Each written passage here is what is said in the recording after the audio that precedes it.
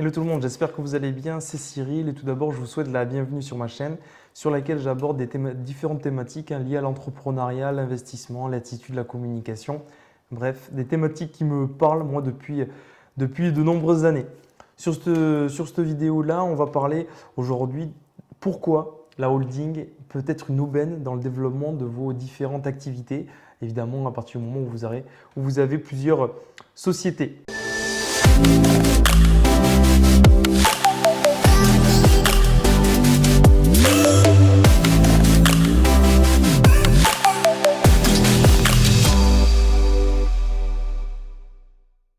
Donc déjà concrètement, on va expliquer déjà qu'est-ce qu'une holding pour faire concret. Donc une holding, c'est une entité, donc une structure juridique, donc une société à part qui peut détenir d'autres parts justement d'entreprise. Donc c'est-à-dire que déjà la bonne nouvelle, c'est que pour une entreprise avec un secteur d'activité, il y a besoin d'avoir un code APE. Une holding n'en a pas besoin.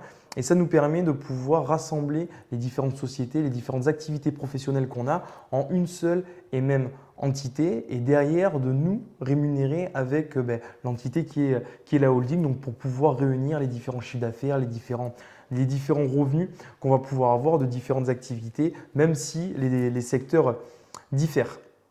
Donc si je donne un exemple, concrètement, on crée une holding. Aujourd'hui, j'ai une société dans un secteur prédéfini et j'ai aussi de l'immobilier. Le fait de créer une holding, ça me permet de pouvoir détenir avec la holding et la société et les biens immobiliers. Et l'avantage de ça, ça va être quoi? Ça va être que par exemple, sur les revenus locatifs de mes biens immobiliers, je ne vais pas être imposé sur l'impôt sur le revenu, je vais être imposé sur de l'impôt sur les sociétés, de par justement ma holding directement. Et donc là, il y a une plus-value par rapport à ça parce que déjà, la taxe d'impôt sur la société est bien moins importante que la taxe sur l'impôt sur le revenu. Et en plus de ça, derrière, moi, j'ai la possibilité de délocaliser ma holding en question pour derrière me permettre de me sortir une rémunération grâce à tous les revenus que je vais avoir entre mes revenus locatifs, entre mes activités entrepreneuriales, tout scindé dans une entité pour derrière pouvoir me permettre d'avoir une imposition différente. Donc il y a plusieurs raisons pour lesquelles aujourd'hui on peut créer une holding. Moi j'ai noté 5 points. Il y avait, donc le premier c'était l'optimisation fiscale. Effectivement, on peut répartir ces différents revenus entre plusieurs sociétés. Donc aujourd'hui, une holding elle bénéficie d'un taux d'imposition différent voilà, et qui réduit aujourd'hui notre imposition.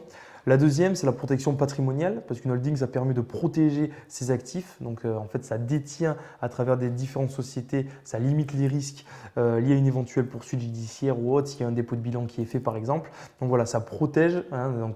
Ça va, on va dire, mettre une barrière entre les différentes sociétés, peu importe les statuts juridiques et notre vie perso ou autre. Derrière, ça permet aussi de pouvoir nous couvrir au niveau de nos différents patrimoines ou nos biens. Ça facilite la gestion parce que effectivement, en regroupant tous nos actifs, en regroupant nos différentes sociétés, en regroupant nos biens immobiliers, il y a une facilité, que ce soit comptablement ou autre, de pouvoir gérer. On va avoir la totalité du coup des chiffres d'affaires qui sont générés dans une entité et après ça nous permet de pouvoir se rémunérer plutôt que de se sortir des revenus de plusieurs projets qu'on a en cours. Derrière, c'est la diversification des risques. Parce qu'en répartissant nos investissements sur plusieurs sociétés, donc plusieurs filiales, une holding, elle permet de pouvoir justement diversifier les risques liés à tous nos investissements parce que derrière, on peut aussi investir dans des entreprises. Ces entreprises-là, elles reversent des dividendes qui seront reversés dans les holdings et donc ça diversifie le risque justement. Donc l'entité, la holding concrètement, elle n'a jamais de perte et elle n'a pas de déficit puisque c'est les bénéfices et les chiffres d'affaires qui seront générés par les autres entreprises qui vont rémunérer la holding. Ensuite, c'est la possibilité de créer donc, des sociétés étrangères. Donc, c'est-à-dire qu'une holding peut être créée dans d'autres pays. Ça, c'est la grosse plus-value. C'est pour ça que d'ailleurs, aujourd'hui, il y a des multinationales qui montent des holdings et qui expatrient leurs sociétés, mais tout en ayant des sièges sur des sociétés principales, admettons en France. Donc, moi, j'ai une société qui est en France. Je crée une holding par exemple, je ne sais pas, je vais dire en Suisse où il y a une fiscalité moins importante sur les sociétés, je vais envoyer directement les bénéfices de la société en France sur la holding et mon imposition se fera directement dans le pays où la holding siège. Et donc ça permet justement de pouvoir avoir une fiscalité évidemment bien plus optimisée. Voilà un peu, je voulais un peu vous donner ces informations sur la holding parce que on en entend peu parler ou des fois parler, mais on a un peu une appréhension par rapport à ça.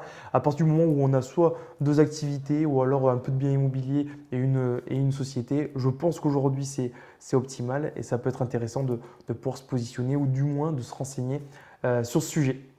Je vous souhaite de passer une excellente journée et je vous dis à bientôt.